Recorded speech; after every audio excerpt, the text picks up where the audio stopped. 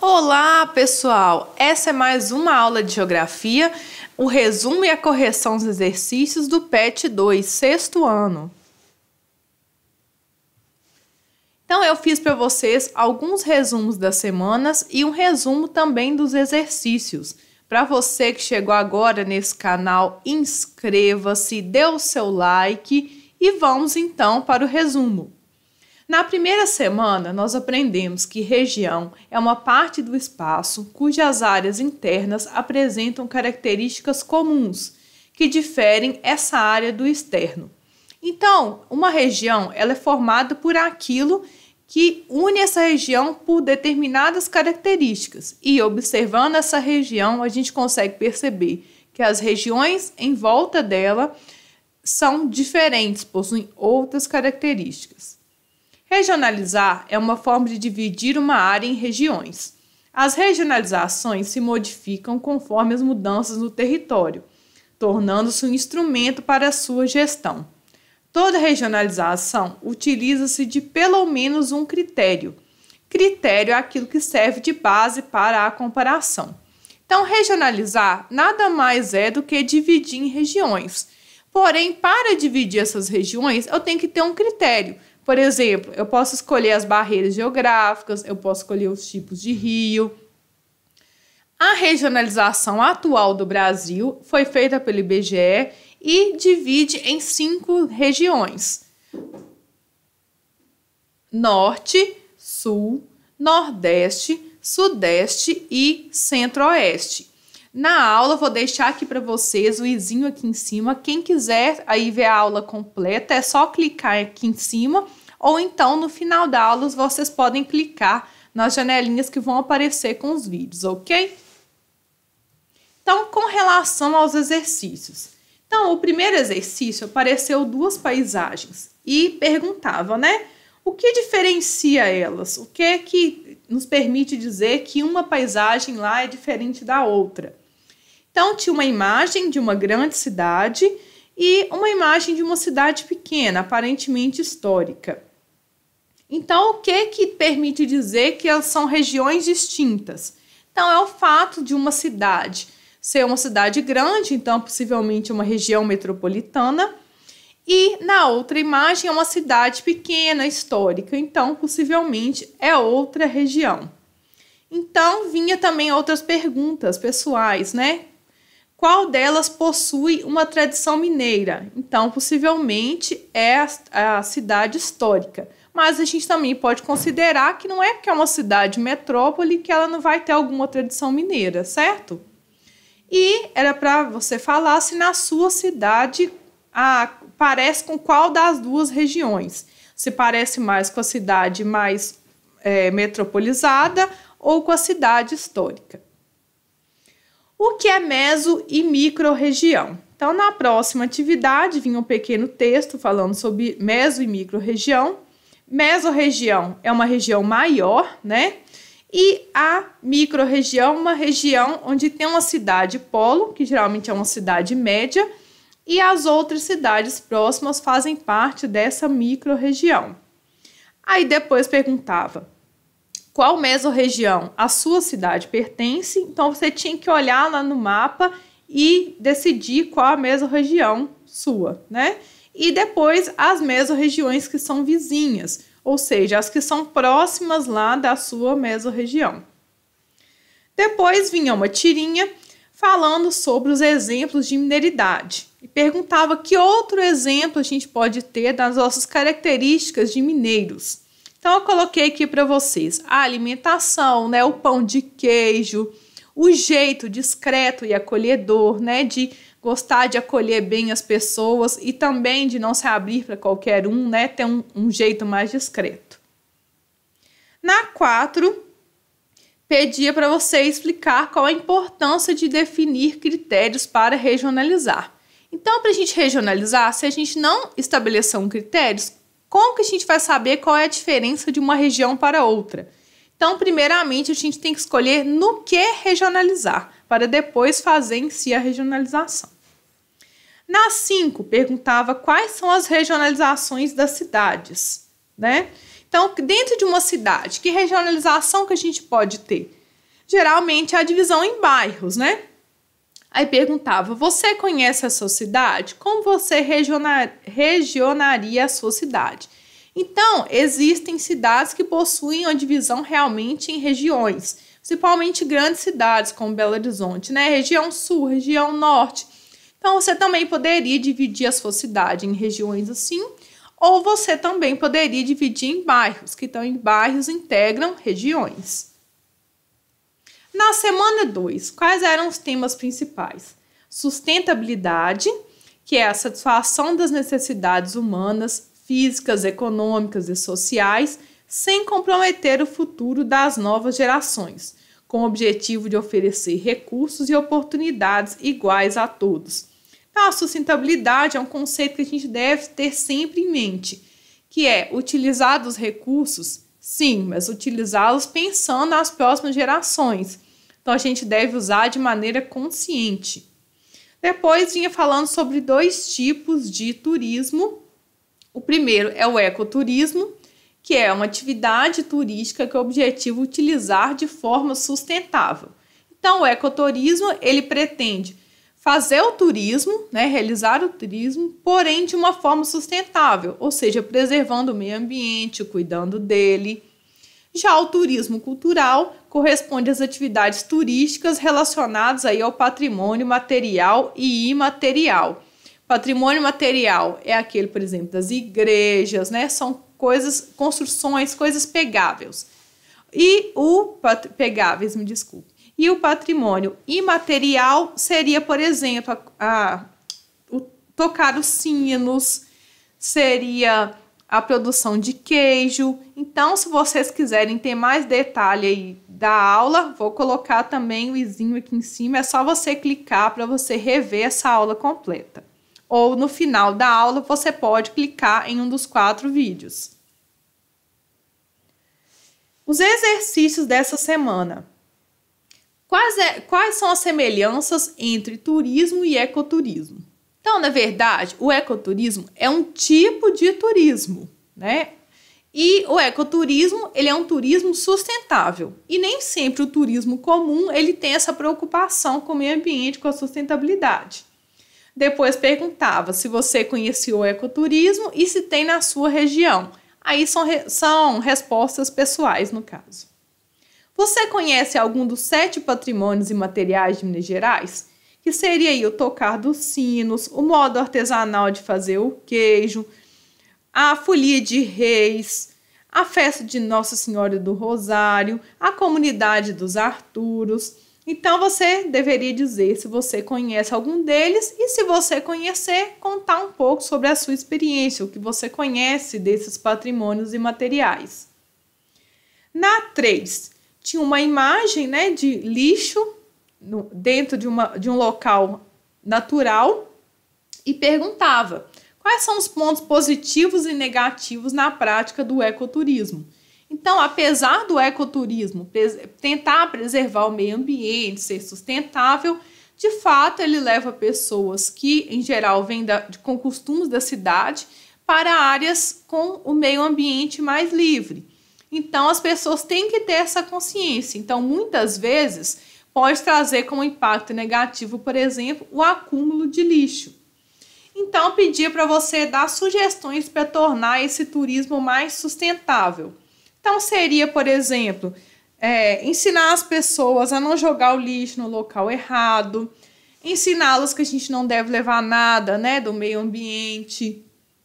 Na 4, pedia para citar as cidades mineiras que compõem a Serra da Canastra e tinha um mapa para você responder essa atividade.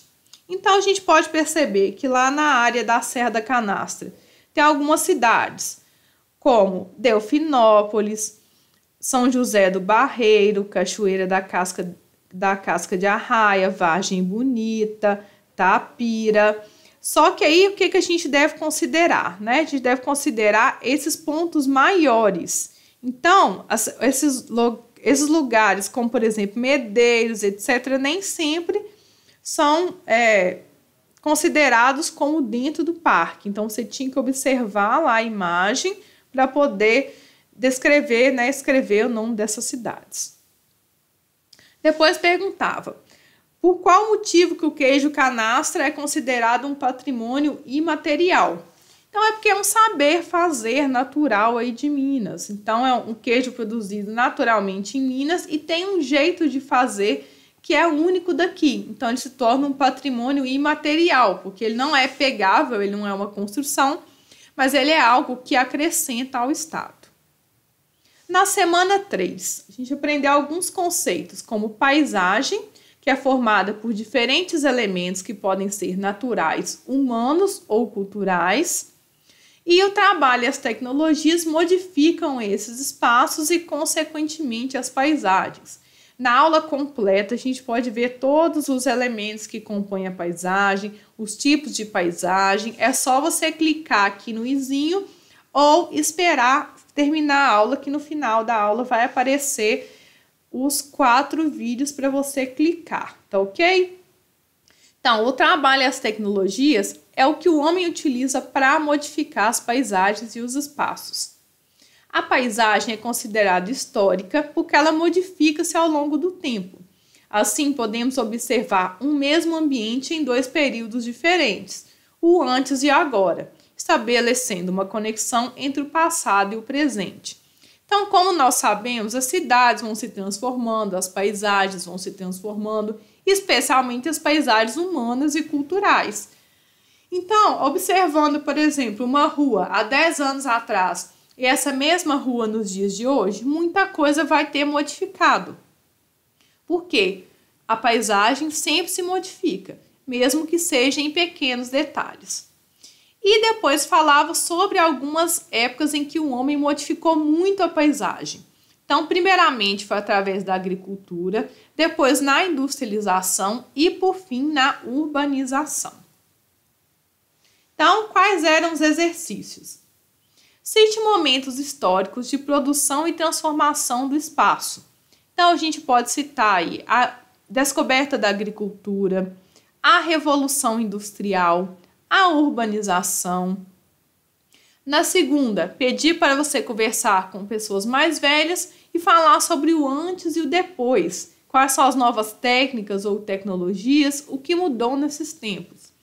Igual nós sabemos que a internet, os celulares, os computadores são coisas mais recentes. Então, as pessoas mais velhas, mais antigas, inclusive, podem até ter dificuldade de lidar com essas novas tecnologias.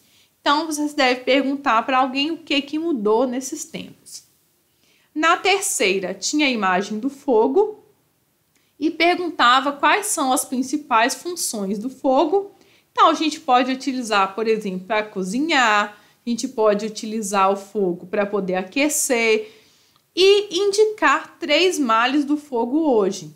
Então, nós temos, inclusive, aqui algumas aulas que vocês podem pesquisar sobre a Amazônia e o Pantanal, falando o fato de que essas florestas vêm sendo devastadas pelo fogo. Então, o fogo pode destruir casa, destruir ambientes naturais, né? Então, é importante a gente saber como utilizá-lo. 4. Tinha 2 fotografias, né, de um homem tirando látex da seringueira, extraindo o látex da seringueira, e de um homem antigo. Então, ele perguntava o seguinte: os povos originários foram aqueles que descobriram aí essa extração? Sim, desde antigamente, desde os indígenas, eles já faziam esse trabalho de extrair coisas da terra, inclusive o látex, para poder utilizar. Depois falava sobre o trabalho do látex e de extração do látex, né, que no caso é da seringueira, que é uma árvore nativa, principalmente lá da região amazônica, e perguntava a técnica e a tecnologia se relacionam com as paisagens e o espaço geográfico?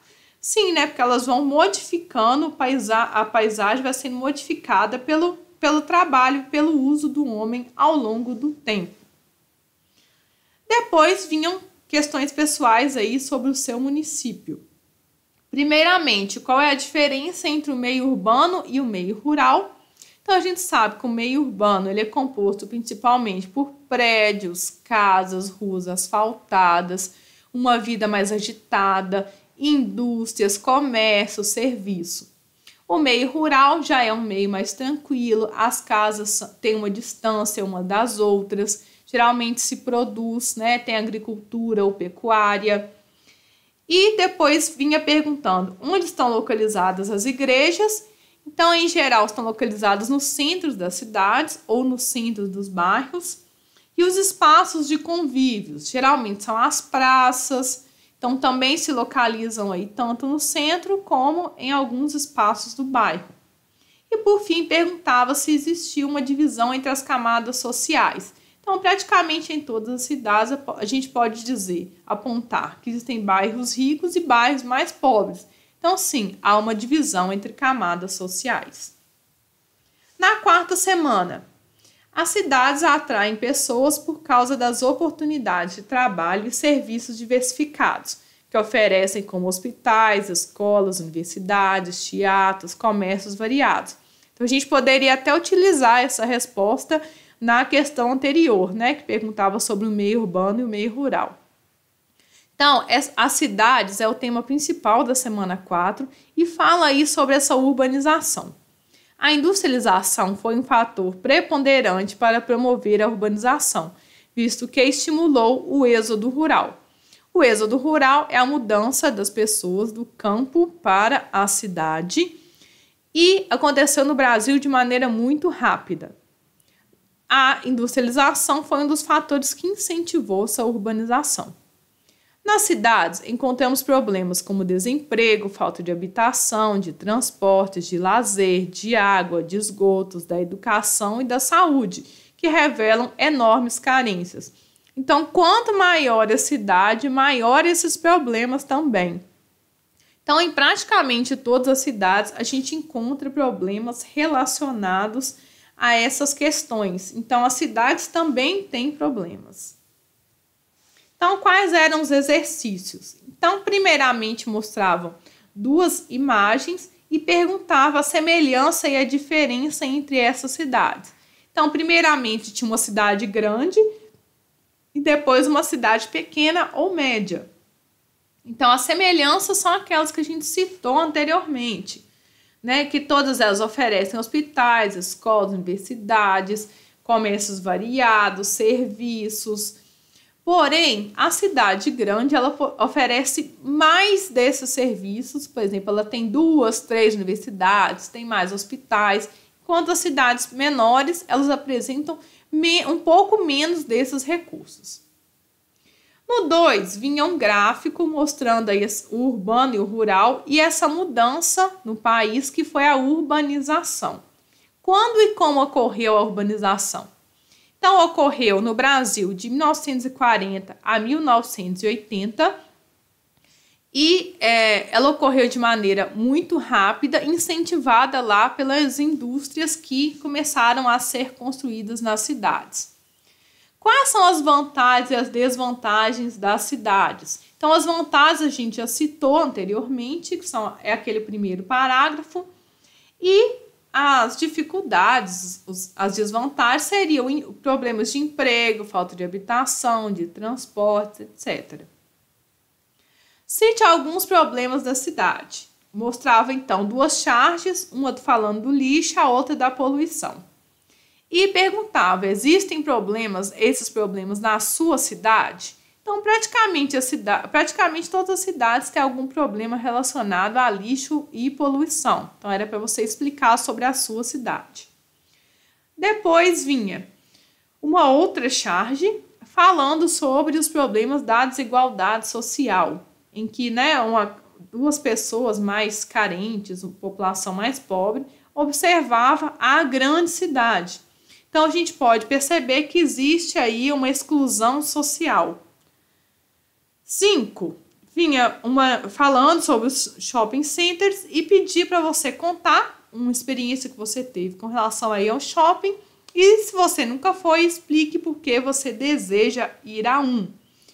Muito obrigada a vocês e lembrando aqui nas nossas próximas lives semanais, na quinta-feira, 10 horas da manhã, teremos o Diário de um Banana, Gregory Elcara, que é o livro 2. Toda quinta-feira nós temos a série do Diário de um Banana. Estamos agora no livro 2.